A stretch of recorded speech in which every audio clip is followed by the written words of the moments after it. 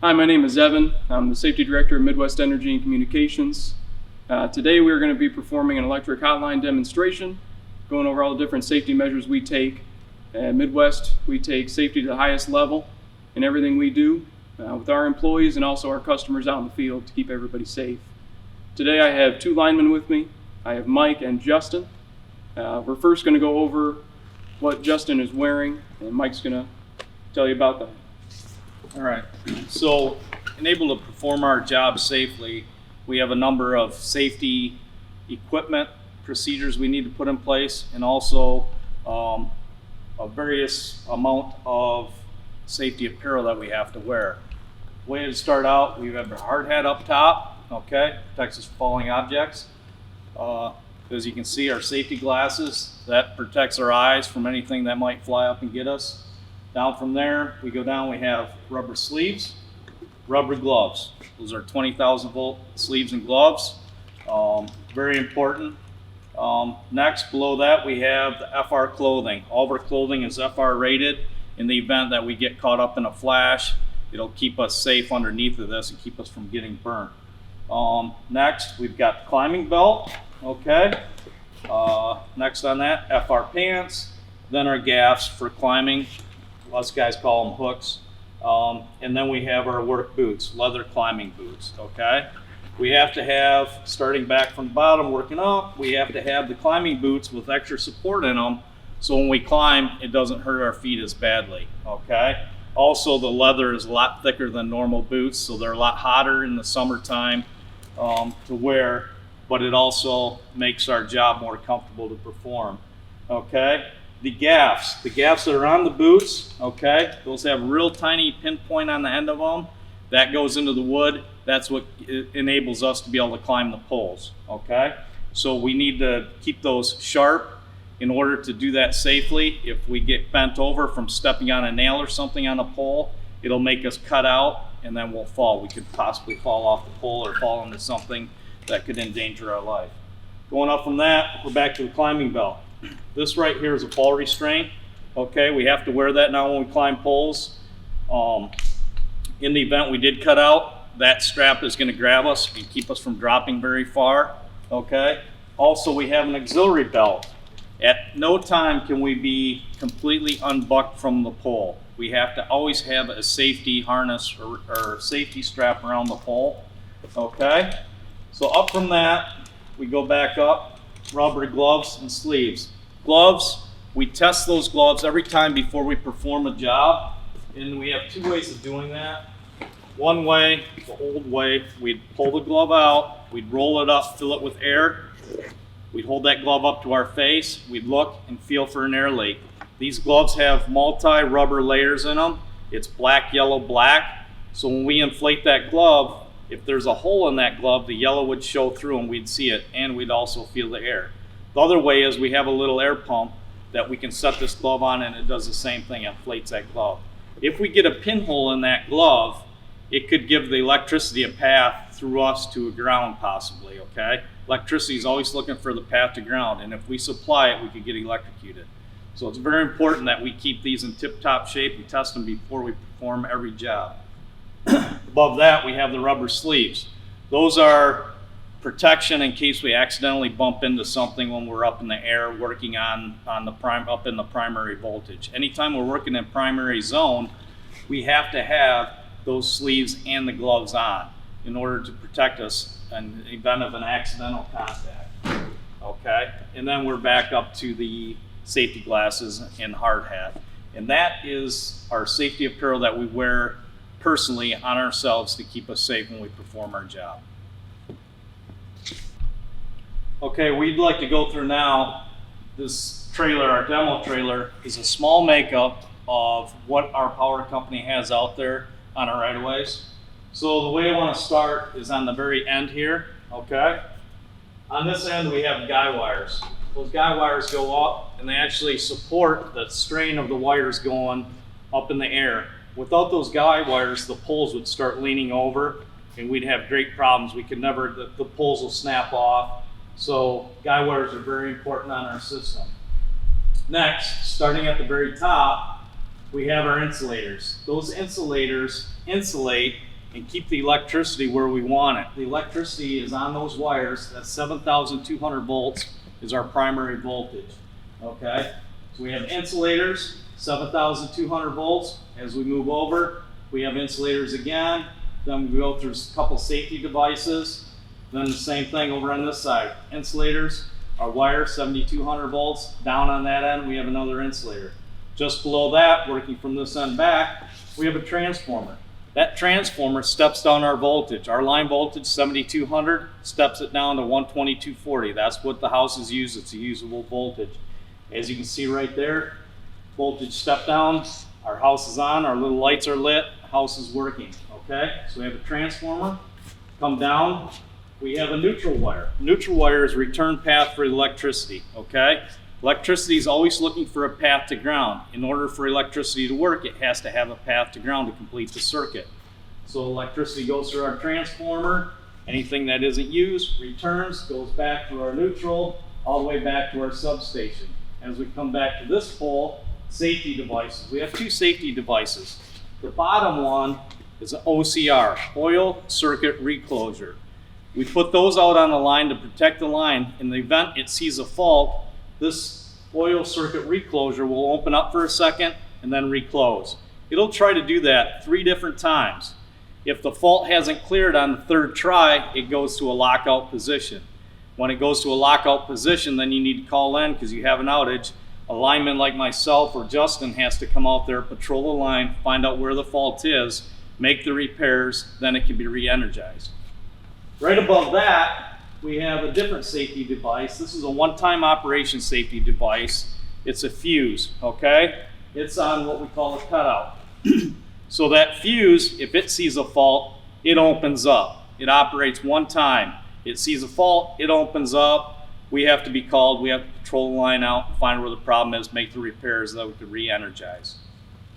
Coming back to this pole, neutral line, return path. We have another little transformer over here, okay? Transformers, they can be backfed. In the event they are backfed with 120 from a generator system that isn't hooked up properly, will regenerate power back up from 120. It'll go through that transformer, come back out 7,200 volts.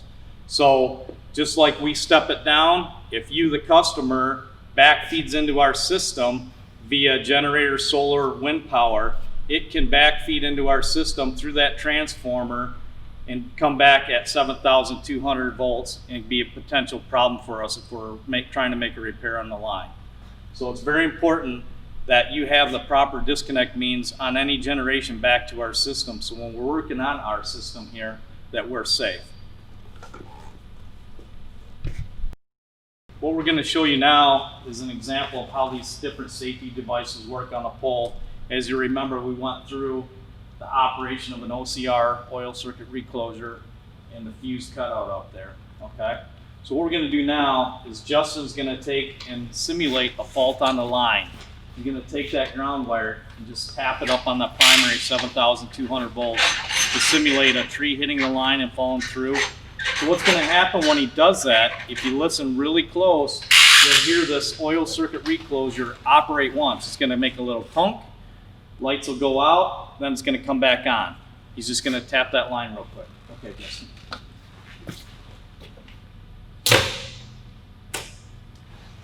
Made a little click. It's seen a fault on the line. It opened up, said, hey, we've got a problem. I need to open up. It opens up, lights go out, then it recloses again to make sure that the line is good. It stayed on this time, okay? So that simulates something hitting the line and then the fault is cleared. Now what he's gonna do, he's gonna go through and he's gonna hold that ground on there and that OCR is gonna go through its operations, okay?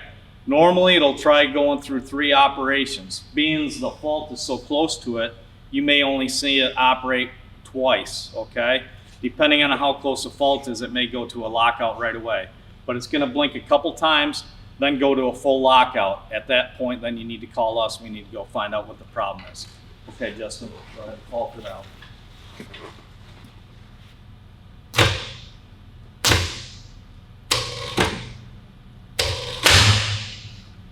So if you could hear it, it went through a couple operations.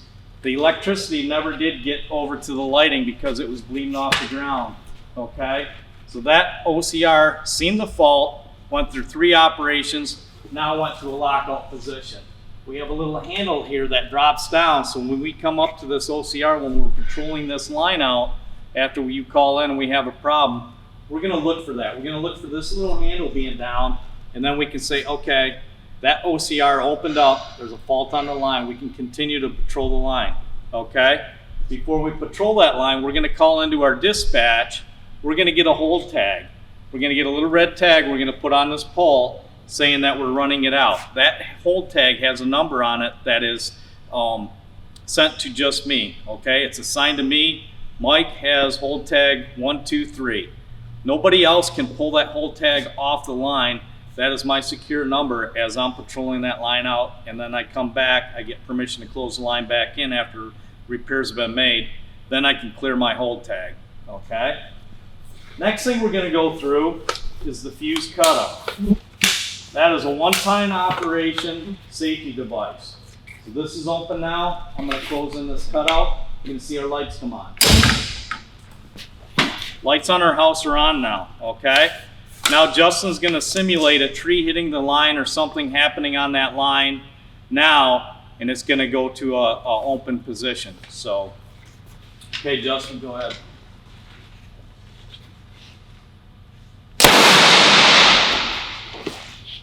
That fuse cutout just blew. It's extremely loud when that happens, okay? There's an explosion there. What happened? Seen a fault on the line, blew open, opened up, lights went out, okay? Now you have to call in, we have to come out, patrol the line, and figure out what happened on this line as well, okay? So when that happens, you heard the loud explosion. A lot of times people will call into us and say, I heard an explosion in my backyard. I think my transformer blew up. Well, a lot of times what happens is they may hear this protection device down the road blow, okay? And there's 2 things that'll cause that explosion. One is where the fuse is at, the other is where the fault is. Sometimes a squirrel, bird, snake, something will get up there on that line. When it shorts that line out, you'll hear an explosion as well. So when you give us that information, it's actually very useful because we can go to your house and we can look at that transformer area and see if something got out there and shorted out your line at that particular place. It can save us a lot of times patrolling line. Sometimes we have to patrol 10 miles of line to find the fault. And when we're doing that, you'll see us going real slow along the road trying to look in these back lot lines and look at each and every pole at the wires to see if something shorted it out. So when you call that in, if you can give us your address, and on these poles, we have pole numbers. This little tag right there is our pole number. That identifies each location, and every pole has that number on it. So we can pinpoint on our iPads, on our mapping system, exactly where you heard that fault. We can go there, check it out, see if that was a potential problem point, and then patrol from there, okay? We'll go to that spot, start out if you call in and say, hey, something hit the line there, we'll start there. Then we'll look the rest of the line over before we go ahead and try to energize that line again. So that's how our safety equipment works on our system. And all the systems that you see, whether it's our power company or a different one, we all have and use the same safety devices. All right, next up, I'm going to go over the importance of misdig and locating underground utilities. It's very important to call at least 3 business days ahead of any job you're going to be doing, being a new construction, planting a tree, repairing a driveway, anything that you're going to be breaking ground on, and potentially disturbing any utility that's buried underground. Very important to call. It's 811. We'll get you to the misdig center. The customer service there will take all of your information and then the job that you're going to be performing. From there, they will disperse that to all utilities, and they will come out to that job site and locate the underground utilities for you. You will see tons of different flags out there. Each flag represents a different utility, going from electric to phone line to cable line to sewer, you name it, there's a flag for it. These are very important, and they locate where those underground utilities are. If you see them, do not touch them, don't move them, leave them there so then when we come out to do the work, we know where those underground utilities could be. There may also be spray paint as well. Again, that'll fade over time, but that's also to show us where those underground utilities could be as well.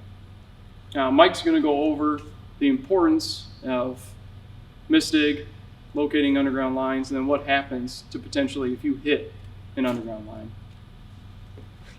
To reiterate what Evan just spoke about, misdig flags and the importance of them. This here is a piece of primary 7,000 volt, 7,200 volt primary wire that had been hit by a excavator, okay? The gentleman did not call for a misdig because he knew where all the utilities were. So he began digging and he knocked out about 300 people one afternoon, and this is what happened. There was a piece of cable that he didn't know about buried in the ground, and he hit it with his excavator. He was okay, but his piece of equipment was not. When he hit the primary voltage, it sent voltage into his machine, and it messed up the computer system in his new machine. So upon fixing his machine, he also received a bill from Midwest, okay? And the reason he got a bill is because he didn't call for a misdig, and he dug, and he interrupted service and broke our line, okay? When he did that, we had to be called out. We had to make the repairs, and the repairs to underground is very expensive for us to do. We have to dig it up and make the splice to re-energize it. So it's very important that you call for a misdig, not only for your safety, but to be cost effective for us and for you, okay? So this is the primary line. This here is a piece of secondary line.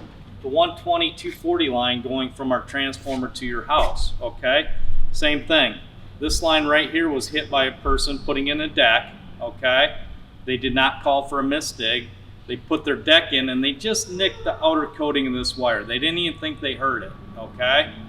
About 3 weeks later, they called us with a power problem. They didn't have full power in their house. Upon us going out there, we noticed right away they had a new deck installed. We hooked our fault finding equipment up, and underneath the one post, there was our wire, and he had nicked it when he put it in. So the same thing happened. He didn't call for a misdig, so that customer ended up having to pay our fees for us to repair that line, okay? So it's very important. He didn't get shocked, but he could have when he hit this with a shovel. So at that point, if you ever do hit the line, you need to call us, let us at least go out and inspect it so we don't have to cut up your new deck and make the repair after it's been done, all right? So those are our two different types of wire. Secondary, we call the 120/240 a secondary wire. The 7,200 volt wire is our primary wire, okay?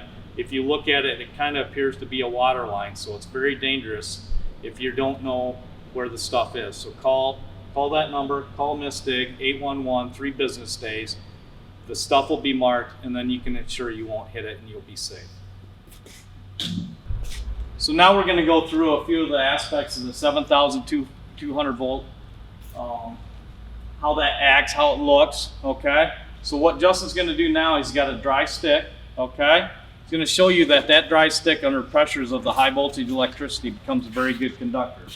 When he sets that up there, you're going to see that buzz, okay? You're going to see an arc. See that arc up there? That electricity is jumping through that dry stick, lighting up our lights on our house, okay? That stick has become a very good conductor. Okay, next thing we're going to go through, we have a chunk of fire hose, okay? That fire hose is composed of 2 different materials. It's got a cotton sheathing for protection of the rubber hose, and then underneath it, it has rubber. Just like the rubber we have on our gloves that keeps us safe, that fire hose has the rubber, okay? He's going to hold that up there, and we're going to see if that fire hose is insulator or conductor. As you can see, that sheathing, the cotton sheathing on that fire hose has become dirty, contaminated, and has made that a very good conductor under the pressure of the high voltage electricity. So now what had maybe been a good insulator at a lower voltage has become a very good conductor under the high voltage, okay? Next thing we're going to go through is we have a piece of rope. What that piece of rope can be, it can be a kite string, it can be a piece of fishing line. It can be many different things that might get up in the power line, okay? You're going to see an example of what can happen when a kite string touches the high voltage power line or maybe a fishing string. So there he is. He has that rope.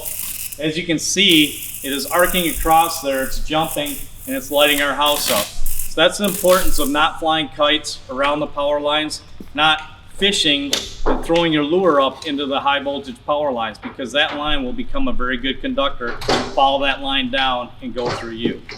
Okay. Next thing we're going to go through is we have a piece of wire. Okay. That wire is going to be what happens when that high voltage electricity goes from our 7,000 volt line, 7,200 volts, down to our pole. We already showed you how good a conductor that wood is. Our wooden pole becomes a very good conductor if something lands on the power line and touches our pole.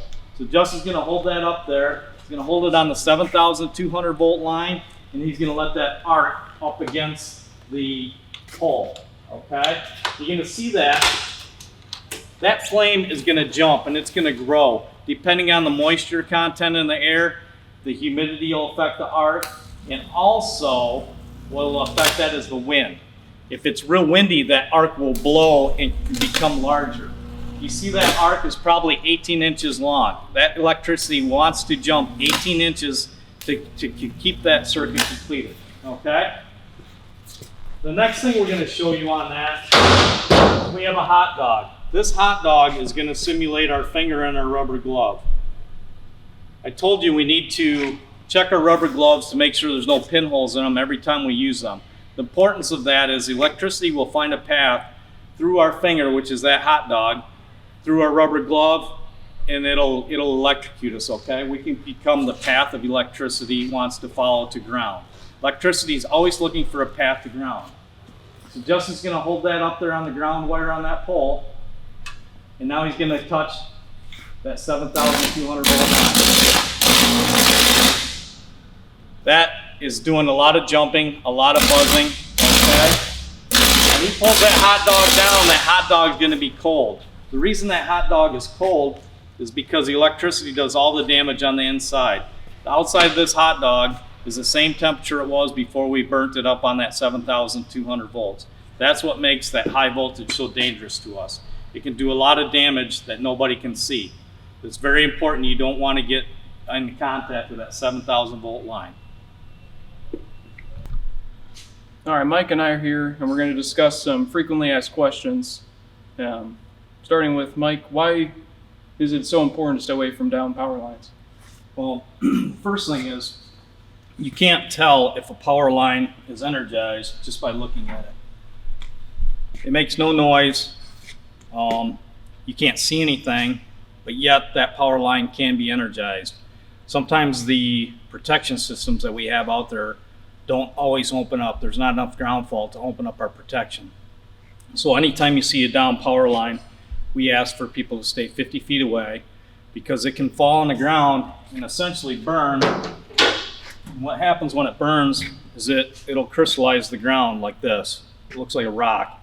What that is the heat has been got so hot that the line actually melted and it crystallized the ground. So it's very important. Anytime there's a power line down, stay away, because it may be energized. Okay?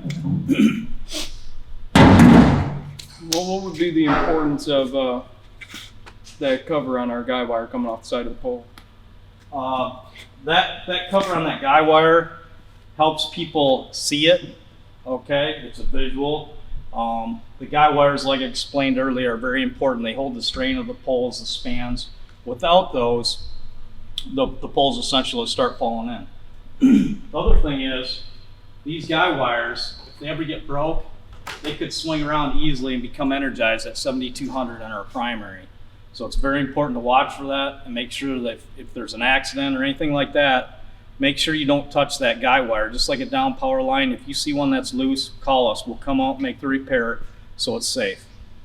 And I know we've touched on a little bit too about being the path to ground.